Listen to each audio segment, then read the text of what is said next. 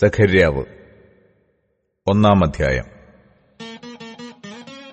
ദാര്യാവേശിന്റെ 2-ാം ആണ്ട് 8-ാം മാസത്തിൽ ഇദ്ദോ പ്രവാചകന്റെ മകനായ ബെരെഖ്യാവിന്റെ മകനായ സഖര്യാവിന് യഹോവയുടെ അരുളപ്പാടുണ്ടായതെന്തെന്നാൽ, യഹോവ നിങ്ങളുടെ പിതാക്കന്മാരോട് അത്യന്തം കോപിച്ചിരിക്കുന്നു. ആകയാൽ നീ അവരോട് പറയേണ്ടത്, സൈന്യങ്ങളുടെ യഹോവ ഇപ്രകാരം അരുളി ചെയ്യുന്നു, എങ്കിലേക്ക് തിരുവിൻ എന്ന് സൈന്യങ്ങളുടെ യഹോവയുടെ അരുളപ്പാട്.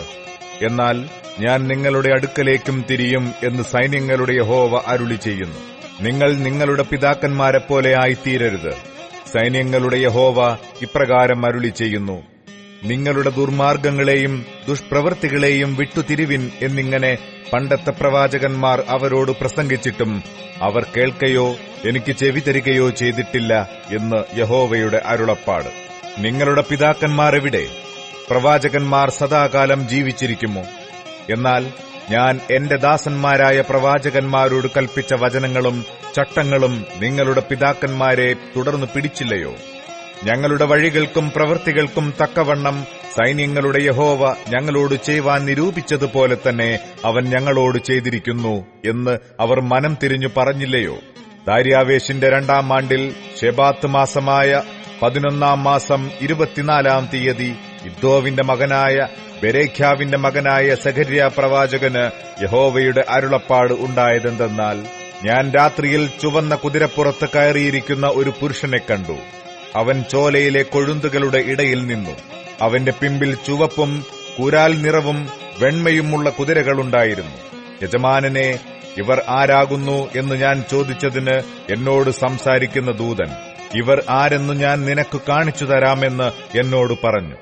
എന്നാൽ കൊഴുന്തുകളുടെ ഇടയിൽ നിൽക്കുന്ന പുരുഷൻ, ഇവർ ഭൂമിയിൽ ഊടാടി സഞ്ചരിക്കേണ്ടതിന് യഹോവ അയച്ചിരിക്കുന്നവർ തന്നെ എന്ന് ഉത്തരം പറഞ്ഞു. അവർ കൊഴുന്തുകളുടെ ഇടയിൽ നിൽക്കുന്ന യഹോവയുടെ ദൂതനോട്, ഞങ്ങൾ ഭൂമിയിൽ ഊടാടി സഞ്ചരിച്ചു, സർവ്വഭൂമിയും സ്വസ്ഥമായി വിശ്രമിച്ചിരിക്കുന്നത് കണ്ടു എന്ന് ഉത്തരം പറഞ്ഞു. എന്നാറെ യഹോവയുടെ ദൂതൻ, സൈന്യങ്ങളുടെ യഹോവേ, ഈ 70 സംവത്സരം നീ ക്രുദ്ധിച്ചിരിക്കുന്ന യെരൂശലേമിനോടും യഹൂദാ പട്ടണങ്ങളോടും നീ എത്രത്തോളം കരുണ കാണിക്കാതിരിക്കും എന്ന് ചോദിച്ചു. അതിന് യഹോവ എന്നോട് സംസാരിക്കുന്ന ദൂതനോട് നല്ല വാക്കും ആശ്വാസകരമായ വാക്കും അരുളി ചെയ്തു. എന്നോട് സംസാരിക്കുന്ന ദൂതൻ എന്നോട് പറഞ്ഞത്, നീ പ്രസംഗിച്ചു പറയേണ്ടതെന്തെന്നാൽ, സൈന്യങ്ങളുടെ യഹോവ ഇപ്രകാരം അരുളി ചെയ്യുന്നു, ഞാൻ യെരൂശലേമിനും സിയോനും വേണ്ടി മഹാതീക്ഷ്ണതയോടെ എരിയുന്നു. ഞാൻ അല്പം മാത്രം കോപിച്ചിരിക്കെ അവർ അനർത്ഥത്തിനായി സഹായിച്ചതുകൊണ്ട് സ്വൈര്യമായിരിക്കുന്ന ജാതികളോട് ഞാൻ അത്യന്തം കോപിക്കുന്നു. അതുകൊണ്ട് യഹോവ ഇപ്രകാരം അരുളി ചെയ്യുന്നു, ഞാൻ കരുണയോടെ യെരൂശലേമിങ്കലേക്ക് തിരിഞ്ഞിരിക്കുന്നു.